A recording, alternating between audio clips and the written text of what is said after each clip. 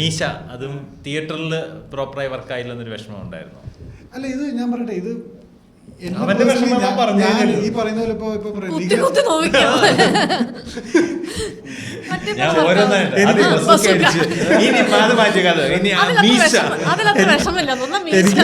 എനിക്ക് വിഷമില്ലാന്ന് പറയുമ്പോഴും തൊണ്ടയിടുന്നുണ്ട്.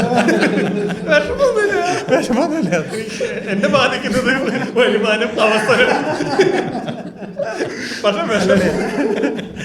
അല്ല ഇതിനകത്ത് ആൾക്കാർ എല്ലാവരും കാണണമെന്ന് ഞാൻ ആഗ്രഹിക്കാറുണ്ട്.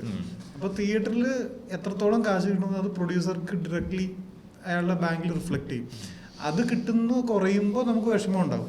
രണ്ടാമത്തെ കാര്യം, ഞാനാണ് ഇത് ഷോൾഡർ ചെയ്യുന്നതെങ്കിൽ, ലൈക്ക് ഹക്കീം ഷാജഹാൻ ഇന്നെന്ന് പറയുകയാണെന്നുണ്ടെങ്കിൽ ഇയാളുടെ ഷോൾഡറിലുള്ള പടം ഫ്ലോപ്പായി എന്ന് ജനങ്ങൾ പറയുമല്ലോ എന്നുള്ളൊരു തോന്നൽ എനിക്കുണ്ട്. ഇപ്പോൾ കടകൻ എന്ന് പറയുന്ന പടം ഞാൻ ഒറ്റയ്ക്ക് ഷോൾഡർ ചെയ്യാൻ ശ്രമിച്ച പടമാണ്.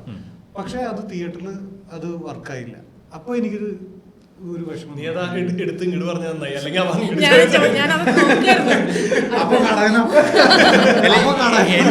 ഒരു കട്ടിൽ മുറിയും കൂടെ ഉണ്ടായിരുന്നു.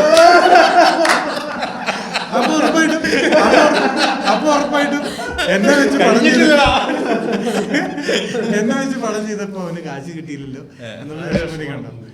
പക്ഷെ അല്ലാത്ത പക്ഷം അത് കഴിഞ്ഞാൽ ആ ഒരു ഫാക്ടർ എടുത്ത് മാറ്റി കഴിഞ്ഞാൽ ഇതെന്നെ ബാധിക്കുന്നതായിട്ട് എനിക്ക് തോന്നുന്നില്ല. ചെയ്യുന്ന ജോലി മാക്സിമം 100% വളരെ ആത്മാർത്ഥത്തോടെ ചെയ്യുക, ഇതുപോലെ തന്നെ ഇരുന്ന് പ്രൊമോട്ട് ചെയ്ത് കൊടുക്കുക എന്നുള്ള ജോലി ചെയ്ത് കൊടുക്കാൻ ശ്രമിക്കാറുണ്ട്. അത്ര നമുക്ക് ചെയ്യാനും പറ്റുള്ളൂ. അത്ര നമുക്ക് ചെയ്യാൻ പറ്റുള്ളൂ. മീശ ആമസോണിൽ നിന്നപ്പോൾ നല്ല റെസ്പോൺസ് എന്തായാലും കിട്ടി.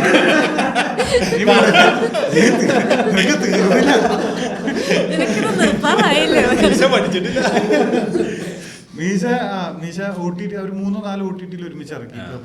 ഇപ്പൊ നല്ല അഭിപ്രായം കേൾക്കുന്നു. നിന്റെ ബാക്കി കൂടെ ഞാൻ ആമസോൺ പ്രൈമിലാണ് കണ്ടത്.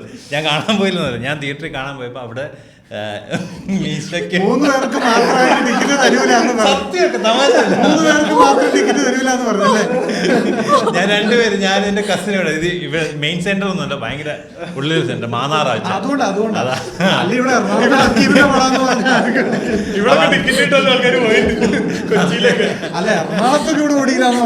അന്ന് ഞാൻ കൊച്ചിയിലില്ലായിരുന്നു, അതുകൊണ്ട് എനിക്ക് കാണാൻ പറ്റാം.